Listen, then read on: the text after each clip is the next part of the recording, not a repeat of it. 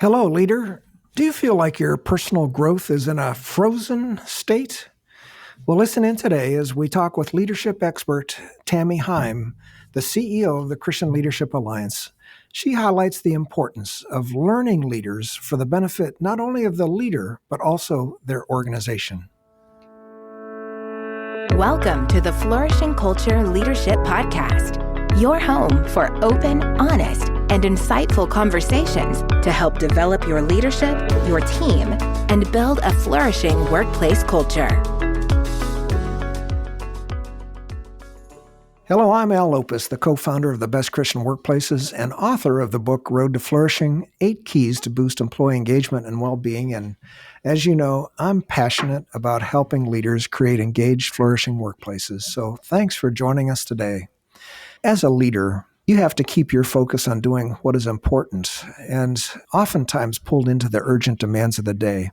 An important quality of leaders who are successful over the long haul is to keep on learning. And today, on the Flourishing Culture Leadership Podcast, we'll learn from a CEO of an organization that equips Christian leaders. Listen in to hear how you can incorporate lifelong learning into your leadership. A learning posture can keep you filled up even as you're pouring into others. Well, I'm delighted today to welcome Tami Heim to the Flourishing Culture Leadership Podcast. Tami is the president and CEO of the Christian Leadership Alliance. Tami is the president and CEO of CLA since 2012, now 11 years, and her career includes executive leadership experience in technology, marketing, publishing, and even retail industries. She served as a partner at the A Group Brand Development, the executive vice president and chief publishing officer for Thomas Nelson Publishers, and before that, the president of Borders. Hi, Tami, and welcome. Oh, thanks so much, Al. It is always a delight to have an opportunity to engage with you in this kind of a conversation. So thanks for having me. Well, I'm really looking forward to our conversation, Tami, as we've had similar conversations in the past. And as I've worked with you now over the last 11 years at CLA, you have a rich leadership experience, and there are so many topics that we could address.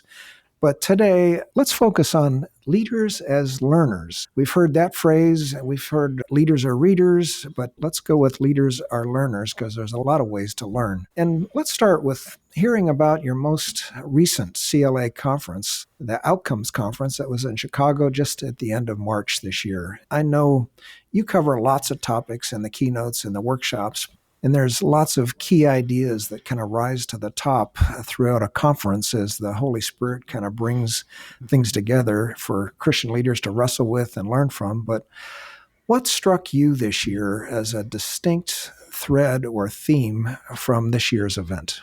Well, thanks for being part of that event, Al, and just all you and your organization bring to it.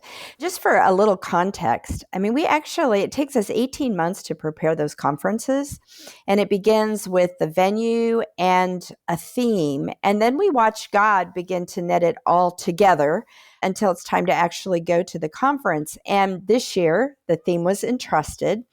And our scriptural foundation for that was 2 Timothy 2:2, when Paul is writing to Timothy, and he says to them, all the things that you've heard me say in the presence of many witnesses, entrust to reliable people who will be qualified to teach others. And if you think about it, that so captures the heart and the spirit of CLA. But we felt like there was something significant about entrusted, and especially in this time and place. As you know, we've gone through several years now where there's just been a lot of uncertainty, and I'm not sure that there's complete clarity even today. And so as we were praying about what God would do, I think it came out strong in the very first general session. Dr. Mark Jobe was our first keynote. And for those that are not familiar with Dr. Jobe, he's the president of Moody Bible Institute. He's also the pastor of New Life Community Church that has many, many sites throughout Chicagoland. And then he's also the founder of New Life Centers, which really looks to serve the underserved children in urban areas. So Dr. Jobe himself kind of embodies all the different kinds of professionals that show up at the Outcomes Conference. And I had talked to him before the event, but he didn't really play his full hand in terms of telling me exactly where he felt God was going. But I was struck that he would go back into Samuel and would break down Saul's story. And I think what was so relevant to me is the fact that Saul was chosen, Saul was anointed, but he did not succeed in what he was called to do because of his insecurities. And Dr. Job really camped on this issue of insecurities and how that was a stumbling block. And often our insecurities come from this tension that we have between fear and pride. And as he was sharing, you could see how that had marked all of Saul's life. And as the conference continued, I could see God getting to that same point through many of the different speakers. As you know, after every general session, we process. What did we hear? Why did it matter? And what changes because of it? And I know at my table, after we heard that message, we were compelled to actually confess our insecurities to one another and repent and to pray and just renew our commitment to trust God. And it felt like if we didn't settle that business in that very first session, we could in fact miss what God had for us. And as I said, we felt that come out again and again in Carmen and Mutwa, and then even how Ken ended it, but also throughout some of the things that were happening in the workshops. As you know, we met with the advisory council before the conference started, and we said, what are some of the top issues? And so many things came out that were really about personal leadership. And it just so happens this is the third year that we've offered that track. And for the third year, those sessions were the most attended at the conference. So I think after this hard time people have been in, they're really working on, like, I need to be strengthened. I need to be fortified. I need to get back to where I know God wants me to be. And even when you think about the CEO Forum, Roger Parrott did a brilliant job of just talking about the uncertainty of time and kind of deconstructing the idea that we have to be married to a strategic plan, but we need to be married to a solid plan that allows God to lead and guide us. So I just felt like it was, we have to be strong, we have to be courageous, and we really have to set aside the insecurities and trust God so that we can be faithful with what He's entrusted to us. Yeah. Entrusted to reliable people who will also be qualified to teach others. Boy, that's a great scripture, a great verse for us to even reflect on. And reliable people who will also be qualified to teach others, kind of like learn one, do one, teach one in our approach. Yeah, that's great. And great feedback. I love the CEO Forum, really the whole conference, Tami. But yeah, the CEO Forum. And we learned a lot about how we can be just pinned down with a strategic plan that's really not effective, especially as Dr. Parrott said in January of 2020 when you developed your 5-year strategic plan. How did that work out for you? And 4 months later, COVID comes and it would have thrown the whole thing in the trash can. Well, you've learned a lot about and been around many great leaders in your career. You started in just in the marketplace and on publishing, and now at Christian Leadership Alliance. And what are some, from your perspective and your experience, what are some common attributes, character qualities, or practices that you see in leaders who continue to learn throughout the seasons of their life? We've seen leaders, I know, that stop learning, and that's usually a train wreck. But what about those leaders who are just continuous learners and maybe someone we would call a learning leader? I feel like I've been so blessed to be a student of those type of leaders because that really reflects Christian Leadership Alliance. I mean, 86% of our membership have degrees beyond an undergraduate degree. I mean, they are hungry and thirsty to continue to learn, and they appreciate it. But there are also men and women who have been shaped by hard and painful places in their lives. So they've had to go through the fire to be refined, and that's been part of their transformational journey. And when you break that down, I feel like there are 3 things that are very evident in a learning leader. First of all, when they encounter those really difficult places, their first response is that they need to surrender that and understand that God is in control. And because of that, they desire to explore and understand what's happening. So they're trying to seek God and make sense of it. And then as they do that, they embrace the uncertainty of what's ahead, and that they know that God will guide them and will continue to show them. So I think learning leaders surrender, they explore, they embrace. I mean, they see the world differently because of the strength of their faith, and they're willing to investigate. That reminds me of a time our adopted daughter from Haiti. We took her to Hawaii about a year and a half after she was here. And we went to the Big Island, and we were on a journey to get to the green sand beach. And it was a long journey, and we didn't know how long it would be. And as we were going to make our way to this place that we could not see, people would be coming the other way. And of course, our question was, are we there yet? How close is it? Are we almost there? And we encountered a mother and daughter who said, we gave up. We're giving up. We don't know how much more it is, but we know how far we've come. And we don't know that we would have the energy to keep going and come back. And I remember we pondered that as a family because we were pretty weary. But we decided to press on. And once we got there, and it reminds me so much that it's a beautiful beach and it's green and the waves are especially high. And I remember watching my son or my daughter and my husband down there in the waves.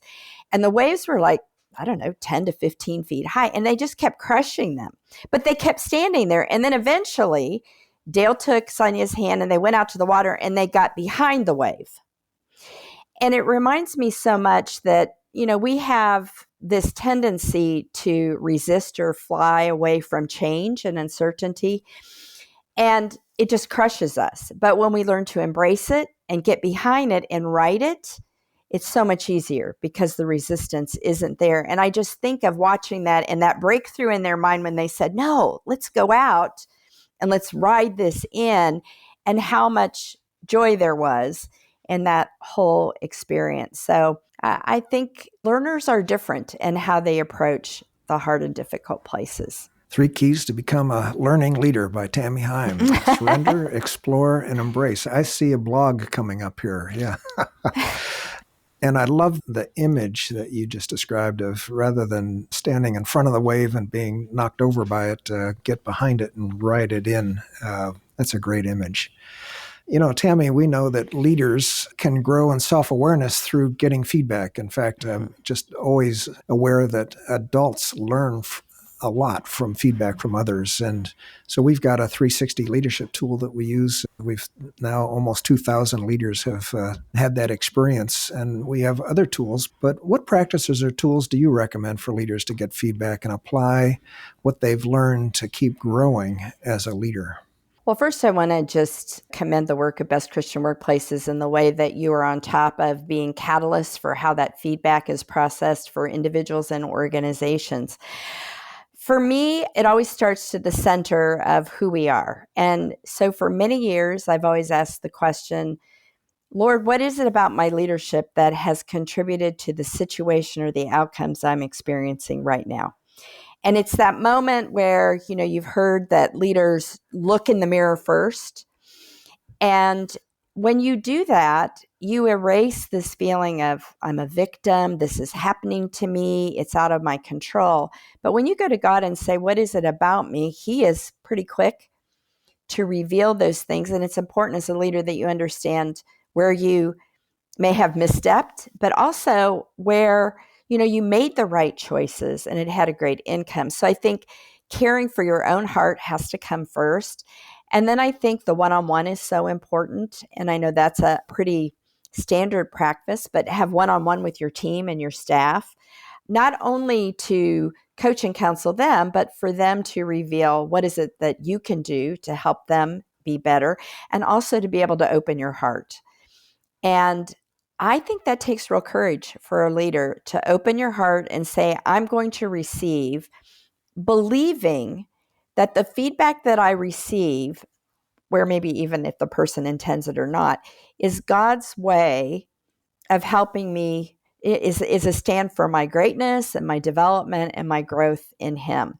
So listening to the one-on-one feedback is obviously important. And then, as you mentioned, a 360 degrees so you can see how people see you that work for you, your peers, and your supervisor, and process that all together, I think is always instructive. And then, the formal surveys that we do. And I'm a huge advocate and fan of the work that you do relative to trying to tap into culture and understand what we need to do so that we can provide environments where leaders not only flourish, but they're thriving, and that it is satisfying, that we're just cultivating a place that I think delights the heart of the Father. Well, I know, Tami, you've been on the board of Lead Like Jesus in the past, and I know Ken Blanchard talks a lot about if you're going to be a servant leader, you've got to actually seek feedback so that you know how to more effectively serve those that you're leading. So, yeah, exactly. To that point too, Al, I'll just build on that. That sometimes in our Christian space, we want to be tender in that delivery.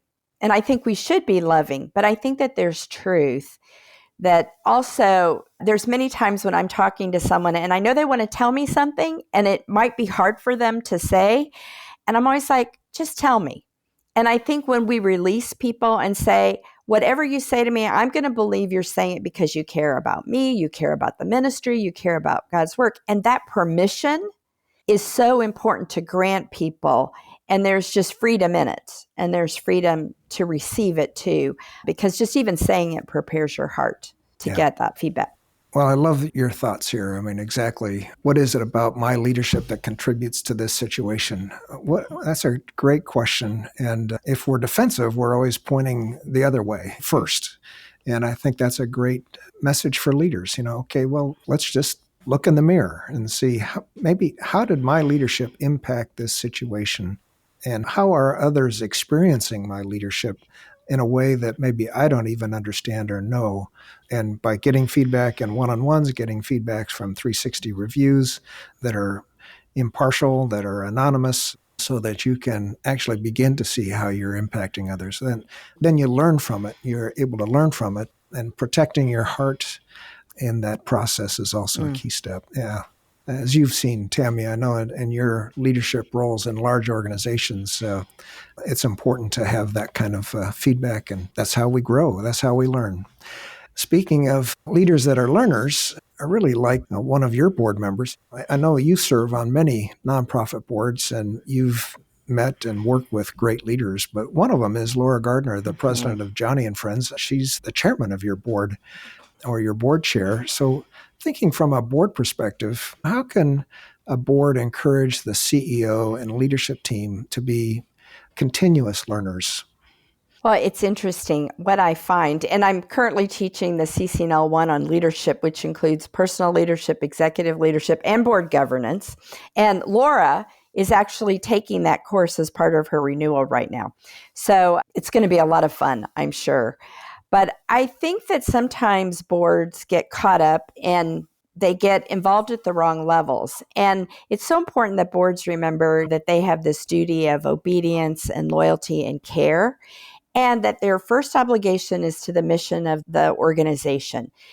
And then the second most important thing they do is the hiring of the CEO and the care and feeding of the CEO after that hire has been made.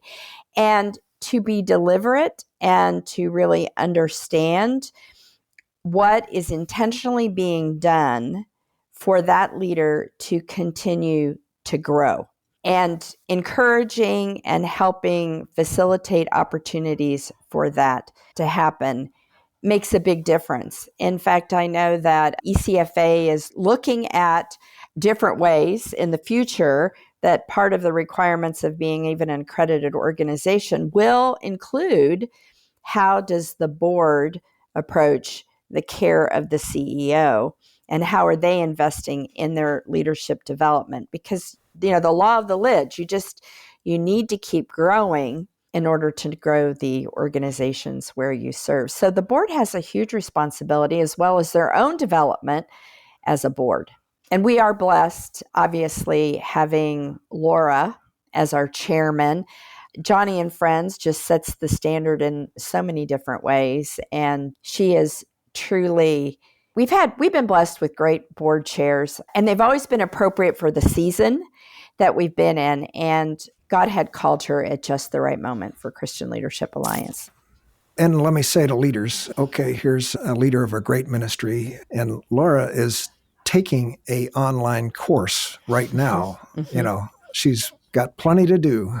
We all know how busy we are, but here she is. She's carving out time to learn herself. So a great example of leader-learner. I trust you're enjoying our podcast today. We'll be right back after an important word for leaders.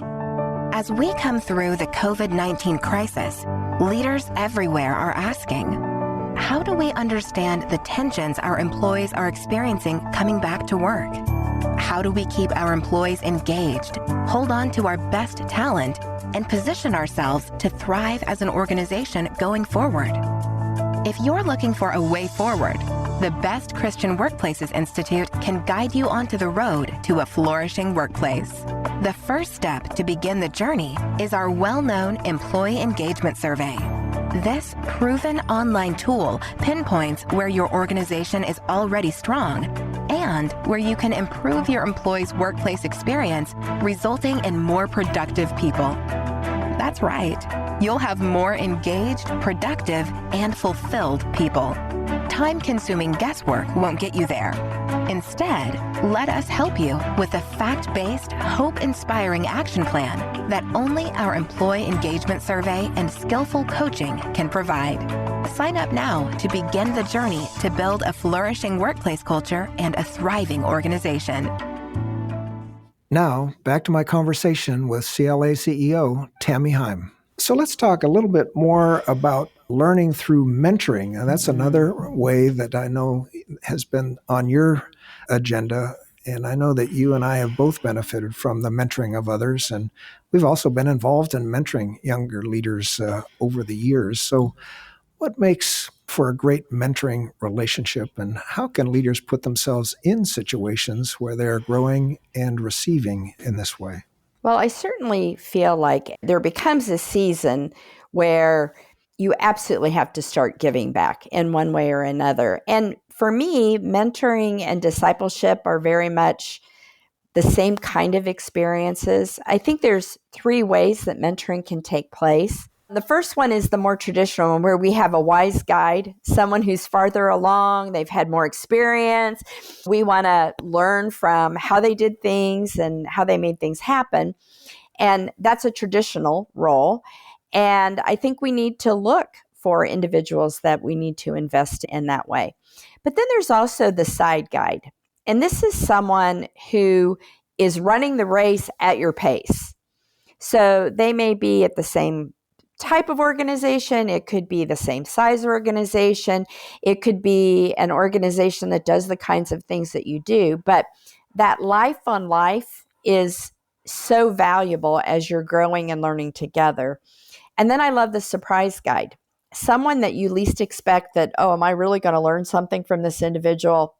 Because maybe they're brand new at what they're doing. And how am I going to do that? And I made a commitment 2 years ago that every Friday I would rotate through. So I have 4 people that I'm engaging with every month on a Friday. And one is a wise guide. I have a side guide, and I have 2 surprise guides. And so the approach to mentoring is listening and learning and asking good questions and inviting those that you're mentoring to invest back in you. It's like anything, Al. We always say, oh, well, I mentored this person and it was just the most incredible experience for me. It's like when we go to a third world country, we think we're going to go and bring joy, and we walk away with more than we ever thought we could hold, right? And I think the same is true with mentoring. And it's just the commitment to the one-on-one and really understanding what people value, communicating the things that are of value to you, and then just processing life together. The other thing that kind of emerges out of that, which is kind of like a mentoring, is a battle buddy. And I remember in 2016, I was in the CEO forum, And I was listening to someone, we were at a round table and they were talking about, well, my battle buddy and I, and I'm like, what's that all about? Like, tell me about a battle buddy. And he said, oh, we talk every week. We pray for each other. We know everything that's going on. I know what he's doing this week. He knows what I'm doing this week. And we intercede for each other. And we unconditionally accept each other. And I remember sitting there thinking, oh my goodness, I need a battle buddy. And I said, Lord, I need a battle buddy. And I got up from that meeting and I was walking across, and there was a woman sitting at a table who I met prior to CLA, and then she went through the CCNL, and I got to know her through there. And the Lord, I mean, I just, that moment where you're just like, there she is. And Al, what do you do in that moment? You're either like, okay, Lord, I'll make note of that and follow up later. And I got really impressed. I got down on my knees, and it's that awkward conversation. It's like, oh, hi, how are you doing? I was just over here learning about battle buddies, and I just asked God, and I just wonder if you might do it. How awkward, right? To be obedient in that minute. And she looked at me, tears welled up in her eyes, and she said, I don't know what you call it, but that's exactly what I've been praying for. And we have met every week for 7 years. Praying for each other, interceding for each other. And so it's a combination of wise and side and surprise when you find a battle buddy to do life with. Isn't that great? Yeah, one of those God-ordained moments, and you just know you need to do it, and then you experience the benefit of it. How about that? So wise guides, side guides, surprise guides, and battle buddies. Those are great themes for us to think about. Well, of course, another leadership growth factor is giving opportunities to the next tier of leaders coming up in the organization, and perhaps even the best way to develop leaders. So mentoring may be part of this, but there are also other ways to encourage leadership growth. So how can senior leaders provide opportunities for growth and learning for emerging leaders that are coming up, and making sure that they're set up well for future responsibilities? So how can we get this kind of investment and growth going with emerging leaders? Well, thank you, Al, as you have demonstrated succession planning at its best at the senior level, but for even putting it on the table that we need to be thinking about succession plans at all levels within the organization. And I really believe it comes from what Eric Geiger many years ago described as, it has to begin with the leader in the organization, not something that is relegated to the chief people officer in an organization, but the CEO has to have a passion and a conviction for developing leaders within the organization. And from that becomes a culture. And then from that culture, there's an intentional construct. It grieves me when I talk to organizations and they say, oh yeah, we have this training and development fund and we let people pick what they want to do this year. Like, do you want to go to this conference? Do you want to take this course? Versus being very deliberate. And, I know we just talked about Laura Gardner and Johnny and Friends, but when you think about it, Johnny has always had a heart and passion for developing people to help them become more like Christ. So she has a conviction. Laura now shares that same conviction. Doug Mazda had that conviction when he was there, and that permeates the culture. And then they found an operating system in Lead Like Jesus that just says this best expresses. But then they even move beyond that. So, I mentioned Laura's going through the CCNL course. Well, she's in there with 3 other people from our organization right now. And they're always going through because it's like, we want you to build your mission critical competencies to expand your leadership capacity. So we want you to have a heart. We want you to be skilled. And then by doing that, Johnny and Friends has constructed a leadership pipeline so that they're intentionally moving people along. And I think that's what's most important. And what breaks my heart is sometimes people in times of stress will cut the leadership development first. And that's usually when people need it the most. Like I think of when we had to flip and go digital in 2020, and we had 30 days to do it. How gracious our God is that we could bring leaders together that were in the middle of chaos to minister to each other and just be anchored by God's word and sound, wise thinking. So it has to be, again, a conviction, a culture, and a construct.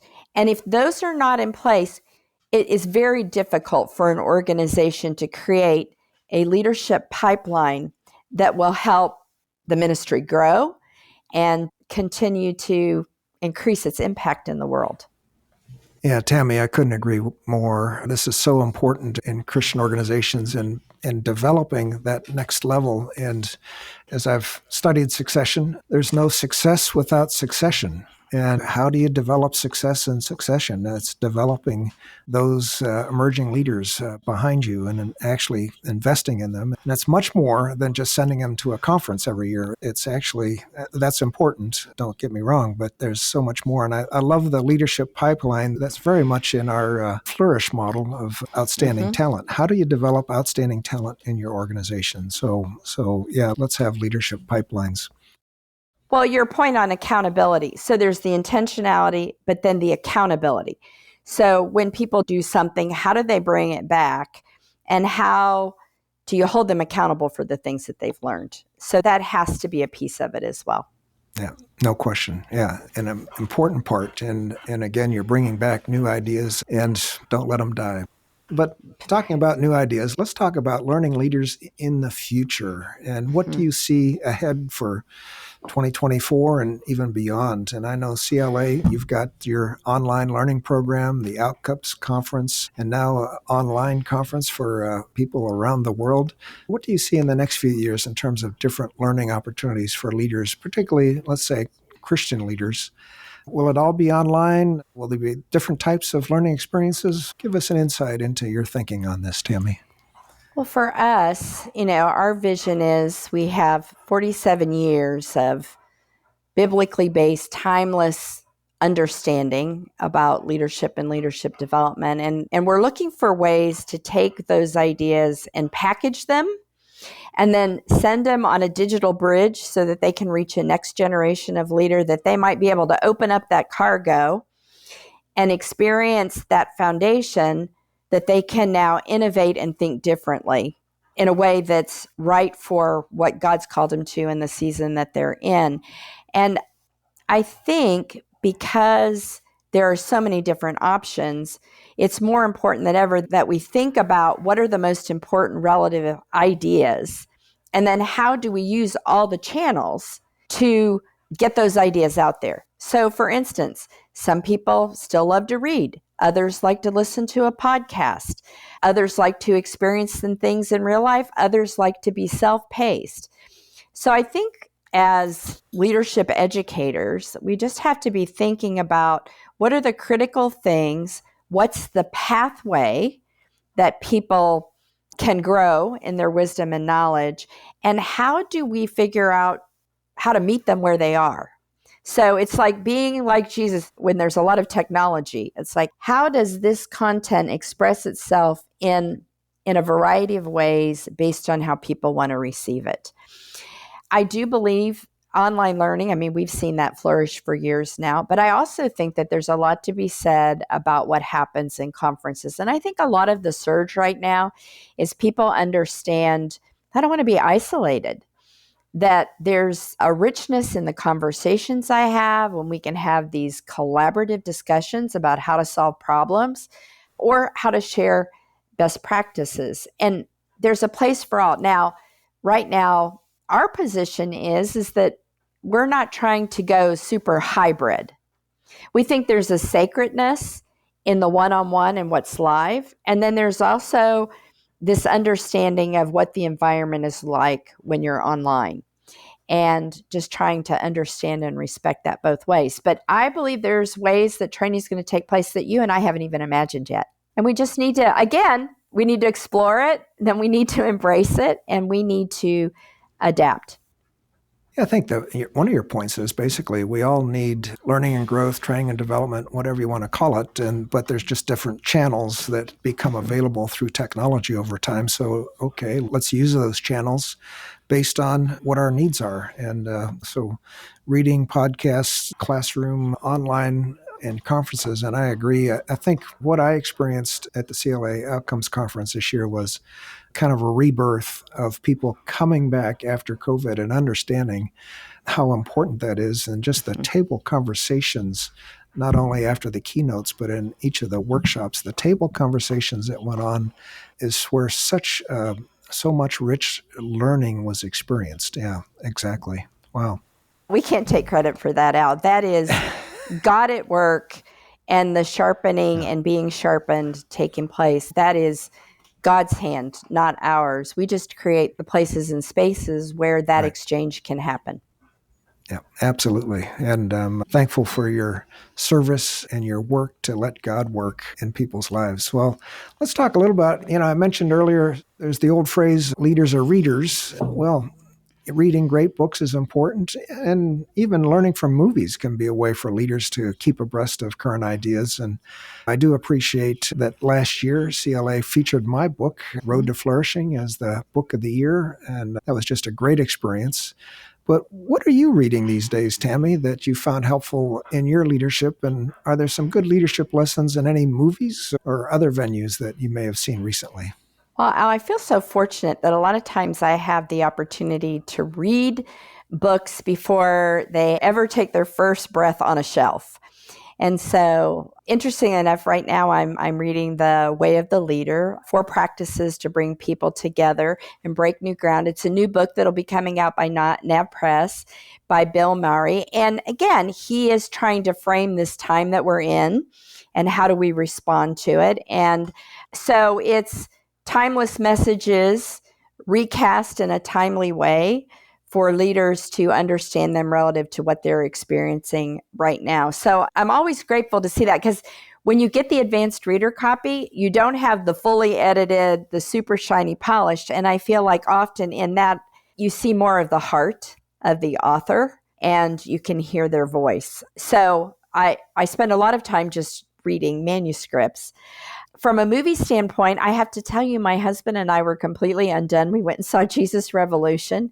And after following Jesus together for 43 years, I mean, we really are kind of that, not even the next generation. I mean, we were just at the tail end of that movement. And I remember as new believers in Jesus, we were searching for Chuck Smith on the radio to teach us the things that we needed to know. And when I saw that movie, obviously there was a rush of many memories, and I could see my salvation story against the bigger thing that was happening that God was doing in the world. But in that movie, there were so many leadership lessons. And by far my favorite was when Chuck knew something had to change in the church, right? Pastor Chuck's like, we're fading away. And he could even see he was losing his daughter. And then the hippies come along. And you get elders in the church saying, these people have dirty feet and they're coming in and they're getting our carpets dry. I mean, all the things.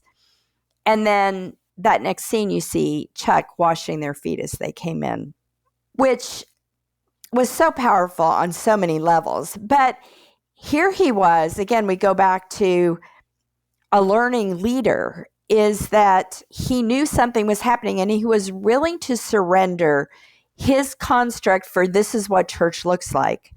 He was willing to explore a new way to reach out and love people. And then he comes back around and he embraces them. And it releases this entire movement, right? And then you see leaders raising, being called out into that, like a Greg Laurie. And I was just so moved to see the leadership lessons in that movie being personally affected, but they found a way to answer the questions that all of us ache for. Who am I? Why am I here? What is going on in this world? And how do I have a place in it? And for a generation that seemed and appeared to be lost, they answered those questions. Yeah.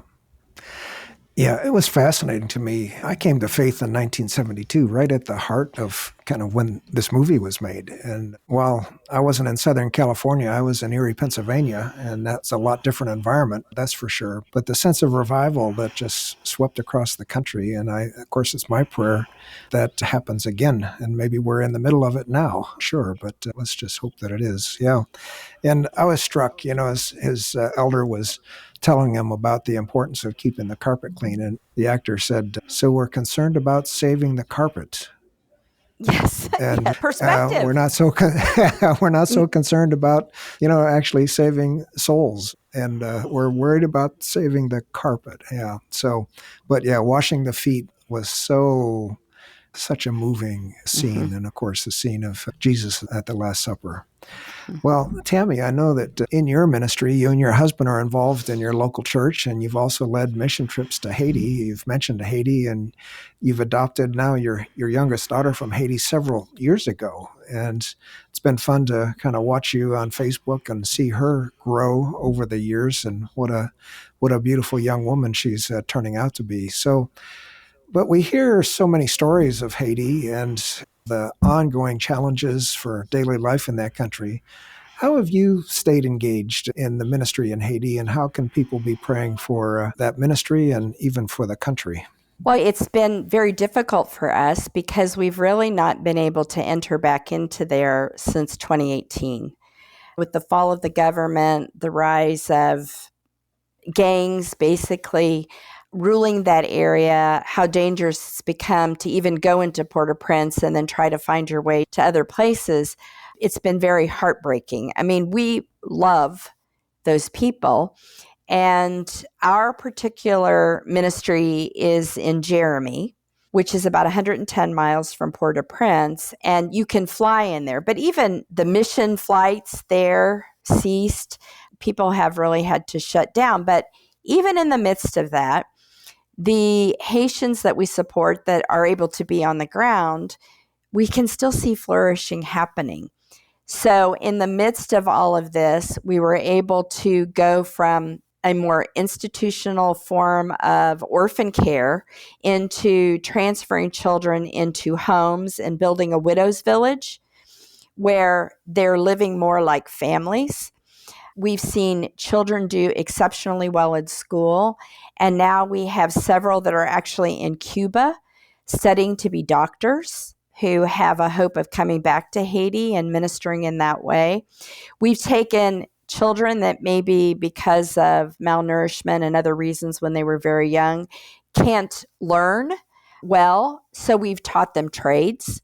And we have a group of boys right now that live in a transition home, and they moved out of the transition home, and now they have a bakery in downtown Jeremy, and they live above it. And so they're developing their own independence. We've taught girls how to sew, and so they're sewing uniforms for the schools and just trying to help them have skills that will help them be more self-sustaining and to have a greater self-worth. And then God is at work because churches continue to be planted, people continue to come to Christ in the midst of that great oppression, and that's how God works. I do believe that it will take something much more significant, intervention, maybe with the support of another country, in order to really change the whole of the country. But God has not slowed down, and we've just found creative ways that we can get what people need into the country just to make sure that they're cared for. But it's so hard not to be able to go. So hard not to be with them. And you've been to Haiti. You've gone to Haiti how many times? Oh, probably 50 times, Yeah, easily, since yeah, the earthquake. yeah. So there's a real heart connection there. Yeah, well, as you say, God can work even in those difficult situations. Well, so Tami, we've learned so much from our conversation, starting with entrusted, how we're entrusted, and also to teach others in the ways that we've been entrusted. So, and being learning leaders, Tami Heim's 3 keys to learning leadership is surrender, explore, and embrace uncertainty. And of course, we're all in a need for that, to surrender where we are so that we can explore and then embrace the future. And of course, to learn, we need feedback, and how feedback can really help us as we look at every situation. I loved your comment. How has my leadership contributed to this situation?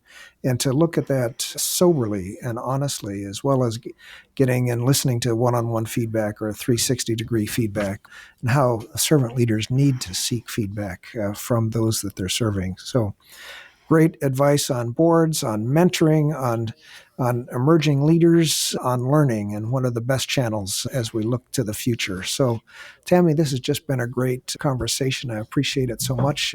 Is there anything you'd like to add that we haven't talked about that you want to put a sharp point on? Well, that I think it's an exciting time for us to be here. I always think of the entire timeline of eternity, and God said, no, this is your place and your assignment. And every day I give thanks to God for the people that we get to do this work with, the best Christian workplaces. I feel like our hearts are so aligned, and you're such a great measurement of how effective we are in doing those things.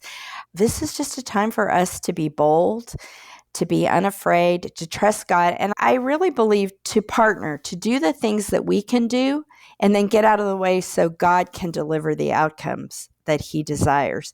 And so we just have to think differently about being entrusted. Doesn't mean that we own it and that it's all on us. It means that we get to be part of it. And while it's so uncertain, it's part of the great adventure of following Jesus and watching Him work. Yep. As He said, I have come to give you life and life to the full, and it is an adventure. There's no question. Well, Tami, thanks so much. Thanks for your contributions today. Most of all, I appreciate your commitment to serving God's kingdom by equipping Christian leaders. You are fostering excellence in Christian leadership, which has had a tremendous impact on the kingdom of God. And I just think about the impact that we've seen over the last 11 years at CLA. So thanks for taking your time out today and speaking to the lives of so many listeners. Thanks, Al. I'm so grateful we get to do it together. The Flourishing Culture Leadership Podcast is sponsored by Best Christian Workplaces. If you need support building a flourishing workplace culture, please visit workplaces.org for more information. We'll see you again next week for more valuable content to help you develop strong leaders and build a flourishing workplace culture.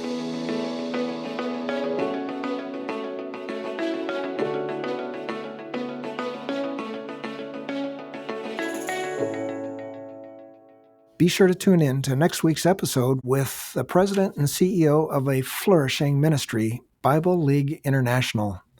We'll learn how Jas Snope has developed communication strategies that has enabled him to build trust and retain his very talented team.